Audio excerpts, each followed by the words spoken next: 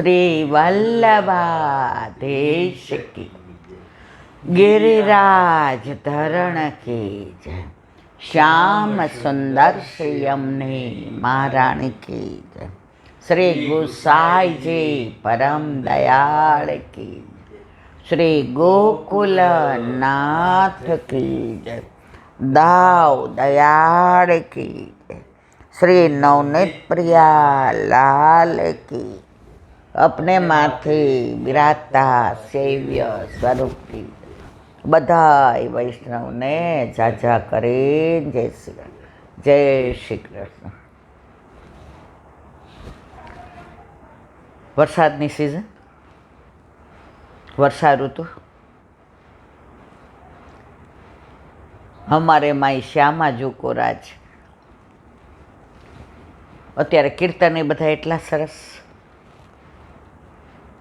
વ્રજવાસીને પૂછ્યું કે તમારું કોણ?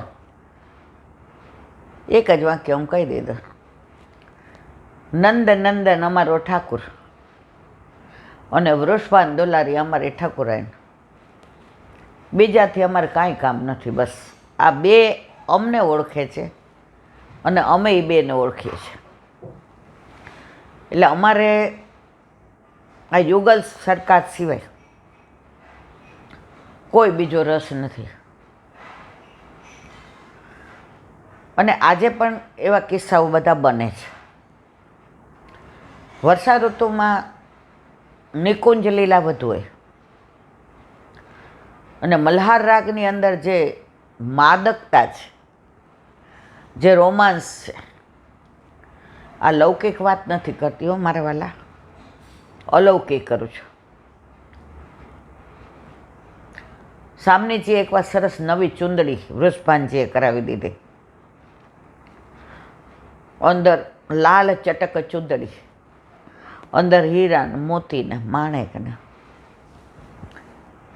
હવે ધારણ કરીને પેલા કોની પાસે જાય? બટ નેચરલ ઠાકોરજી પાસે.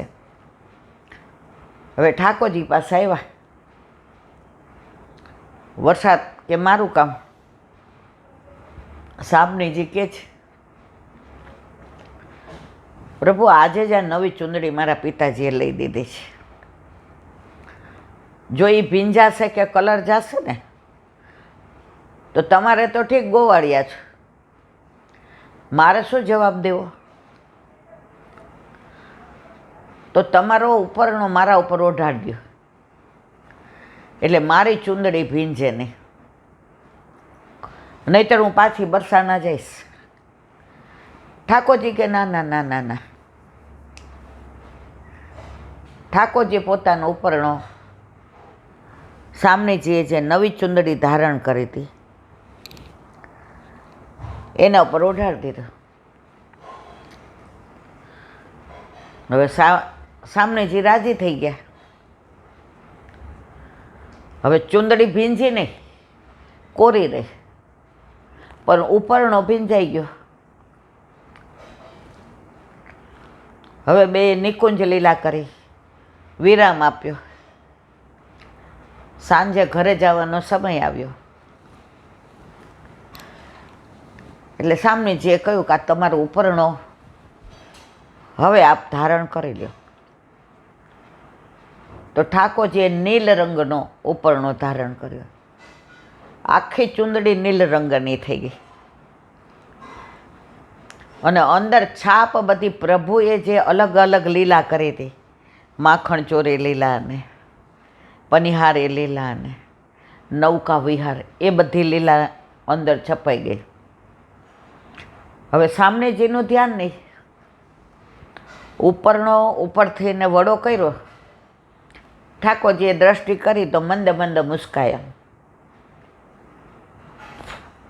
પણ બોલ્યા નહીં.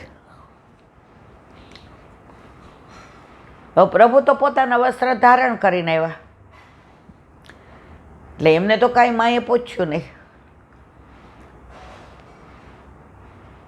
સામનેજી બબ્બે પગથિયા ચડીને મોડું થઈ ગયું હતું તો બરસાના પધાર્યા.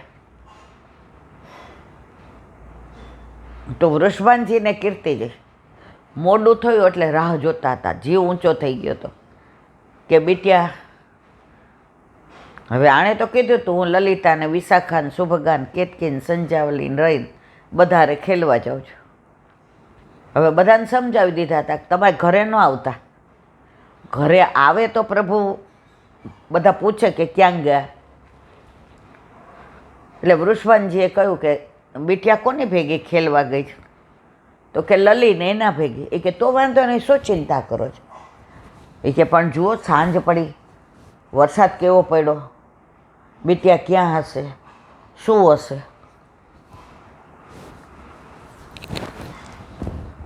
હવે લલિતાજી ચિંતા કરે કે આટલો મેહ વરસો, હવે આ તો ગેરેવનમાં પ્રભુ હારે ખેલવા ગઈ છે.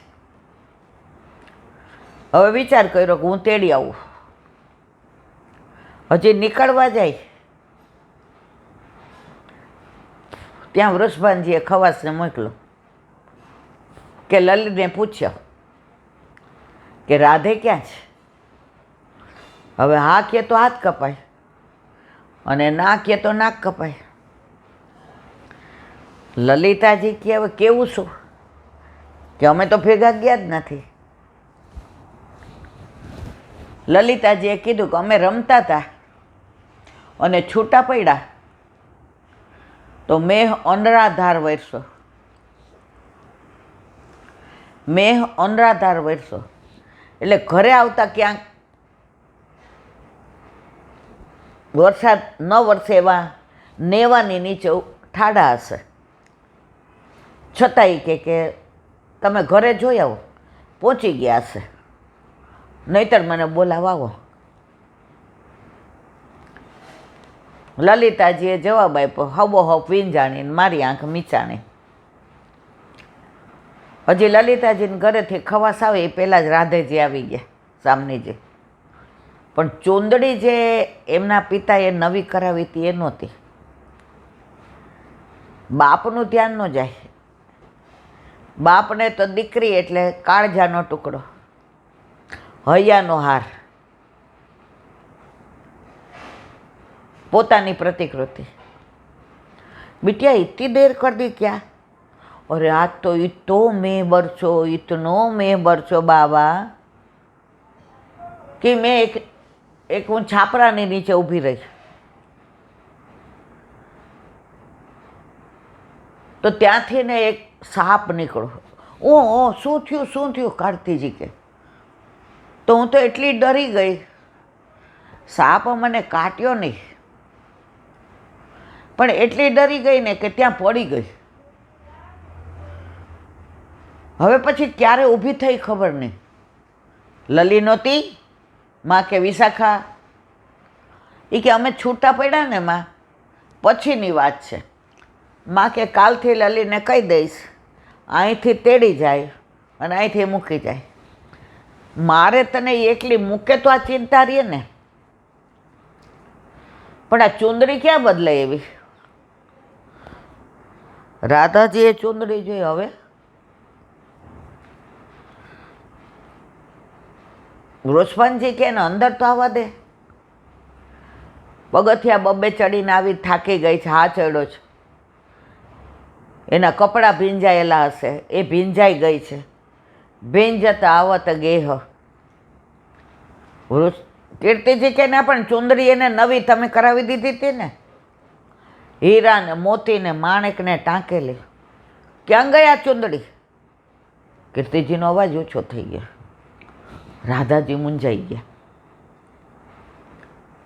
હવે એનું ધ્યાન નહોતું ગયું, આમાં જોવા માંડ્યા પ્રભુની લીલા. પણ સારું શું હતું, અંદર પ્રભુ નહોતા. દાન લીલા હોય તો સાંકડી ખોરને એ હતું, ગોરસ હતો. પનિહારી લીલા હોય તો બધી ગોપીઓ જળ ભરતી હતી. માખણ ચોરી લીલા હોય તો ગોપીનું ઘર ને માખણ હતું. સામનેજી કે હાસ. માં કે પેલા જવાબ દે, ચુંદડી ક્યાં ગઈ? હા માં, હવે મને યાદ આવ્યું. પેલો સાપ નીકળો ઉપરથી ને અને હું પડી ગઈ, પછી મને કાંઈ ખબર જ નથી. ત્યારે ચુંદડી કોકે બદલાવી લીધી છે. વૃષભાનજી કે તમે કીર્તિજી કેમ આટલી ચિંતા કરો છો? એવી હું બીજી ચૂંદડી કરી દઈશ. સામનેજી મનમાં રાજી થાય છે કે મારા પ્રભુએ એનો ઉપરનો ધારણ કરાવ્યો હતો, કાયમી યાદ મને આપીને ગયા. ભલે મારી ચૂંદડી હીરા મોતી માણેકની ગઈ, પણ હીરો મને લાધી ગયો.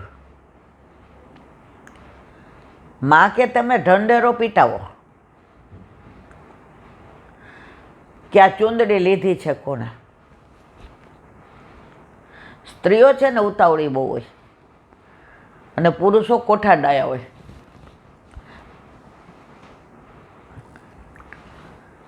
કીર્તિજી સાંભળો, ઢંઢેરો પીટાવી એમાં કોનું ખરાબ લાગે? આપણી બિટિયાને એકલી મોકલી હોય, બિટિયા એકલી પડી ગઈ હોય, બધા કોને બોલશે? તમને બોલશે. ચૂંદડી બીજી આવશે, આબરૂ જશે એ બીજી નહીં આવે. જે લઈ ગયું ભલે પહેરે. હું એનાથી ઉત્તમ ચૂંદડી. અને રાધાજી રાજી થઈ ગયા. અને એ ચૂંદડી ઠાકોરજી રાધાજીએ ભૂતલનો ત્યાગ કર્યો ત્યાં સુધી પોતાની પાસે સાચવીને રાખ્યો. કારણ કે સાંકડી ખોરમાં પ્રભુ હારે જે ગોરસ લીલા કરી હતી, કરહલામાં પ્રભુ સાથે જે હોરી લીલા કરી હતી, માનસરોવરમાં ઠાકોરજી સાથે જે માન લીલા ચરણ સેવા કરાવી હતી, નૌકા વિહારમાં પ્રભુ અધવચ્ચે લઈ જઈને નાવ ડોલાવી હતી, રાસની અંદર પ્રભુએ થાપ આપીને જે શરદ પૂનમે રાસ કર્યો હતો, પ્રભુ ગોકુળથી મથુરા પધાર્યા પછી આ ચૂંદડી પહેરી અને રોજ એ જ યાદ કરતા અને એ લીલાના અનુસંધાનથી ત્યાં સુધી જીવા જ્યાં સુધી ભૂતલ પર એમણે રહેવાનું હતું. તો આવી તો અનેક લીલાઓ પ્રભુની અને રાધાજીની મારા વાલા. અત્યારના પણ પુષ્ટિ માર્ગમાં ચમત્કાર નથી પણ સાનુભાવ બને છે. લગભગ 60-70 વર્ષ પહેલાંનો સાચો બની ગયેલો પ્રસંગ. અમરેલી જિલ્લાનું બાબરા ગામ, ત્યાંથી ને 2-3 ગાંવ દૂર રસનાર ગામ. એ ગામમાં હરજીવન મહેતા નામના